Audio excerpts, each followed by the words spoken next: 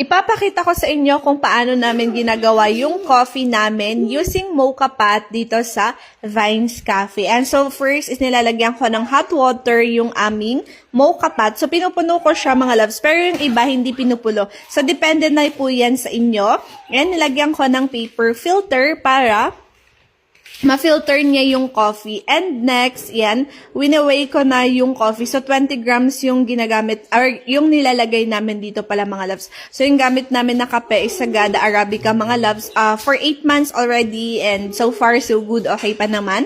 So, 20, and stamp ko lang siya. So, lahat ng ginagamit ko dito ngayon is nasa yellow basket, actually mga loves. Just in case, gusto nyo mag-start din ng coffee business nyo, or gusto nyong bumili for your coffee, ayan, gusto nyong mag-brew lang ng kape nyo at home, pwedeng-pwede yan mga loves. Ayan.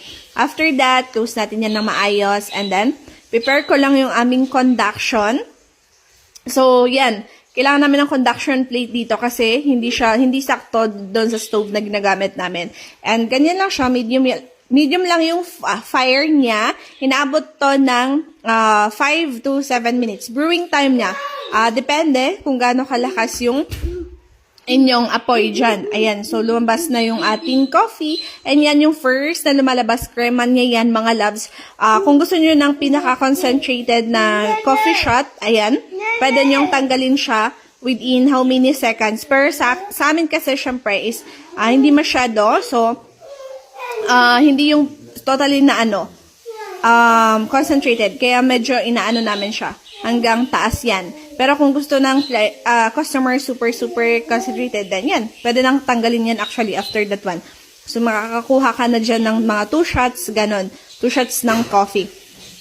And, yan siya. Naantay ko lang konti, then kukunin na natin yan. So, ganyan. Check yellow basket just in case gusto nyo i-try. So, ito yung gamit namin sa coffee shop namin. Talagang mocha pot. Manual kami mga loves. Okay lang yan. For now. Pero still, maganda naman ang mocha pot. Ayan, off na natin. And then, transfer namin siya dito sa aming thermos mga loves. So, ginagamit ko din tong Nordic thermos. Nasa yellow basket din to. Ayan, so 1 for 1 day. So, every day pinapalitan ko yung coffee namin. Yan. So, for example, mayroong hindi nagamit, papalitan namin siya everyday. And transfer namin. So, ganun lang siya yung ginagawa namin. So, nasa showcase ko din yung mga iba pang ginagamit namin dito sa cafe. Pwede nyong i-check yung aking showcase if gusto nyong makita yung mga ginagamit namin. Hindi kasi lahat is-share ko sa mga videos. Nasa showcase ko lang siya actually.